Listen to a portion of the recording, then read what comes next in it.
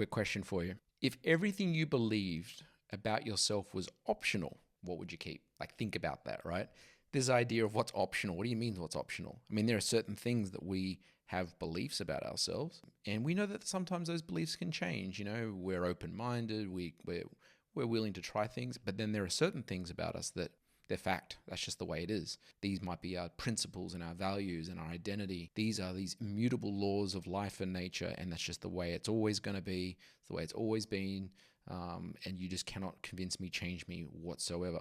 And yet it's a really interesting experiment to think that it's all optional. All of it can be chosen. It's all up for grabs, nothing set in stone. As you think about who you are and who you aren't, and what's possible and what's not possible for you, and what's going to happen and what will never happen, when did you decide that?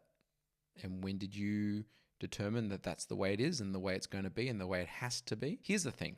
Everything had a day one. And in some parts of your life, you may be at day 10,000. If there's something that's not working for you or something you're not really enjoying, despite how invested you are in that thing, the question is well, is tomorrow day 2 or is tomorrow day 10,002? Let's just say it's your health. Let's say it's your relationship. Let's say it's your career or your creativity or your fashion sense or your ability to play a musical instrument. We'd all know that if going to the gym or saving some money or practicing the piano starts at day 1 and then by day 2 and by day 3 and by day 10,000, you are probably going to be much better than you were at day 1. And so you take that same mental model and you go, well, what have you been practicing for 10,000 days? I mean, is it that, I'm not worth it, or I'm not worth listening to, or I'm just average, or I'm not creative? And then it makes you think. You go, well, when did you decide that? Because there are some things you might have decided many years ago, but some things you might have decided last week, last month, last year.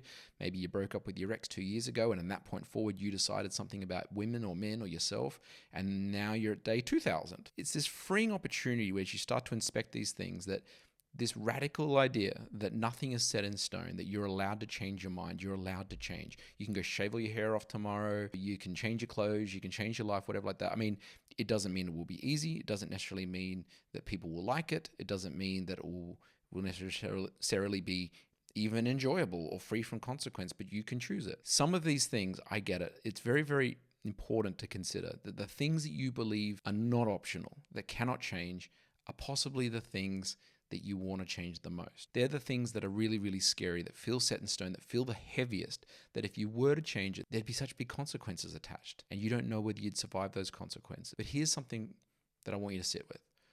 The sooner you can tell the truth about that and admit that and say, I may want that, and yet I'm really scared and I don't know how to change it, that creates an opening to learning how to do it. The challenge is when you pretend like you don't want something, or you don't care about something, or that it can't change even when you want it to.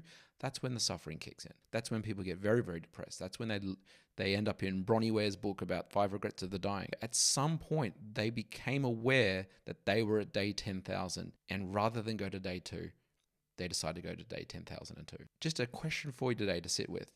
If everything you believed about yourself was optional, what would you keep? Because you might find it might not be as much as you think. Something to sit with. I'll see you next time.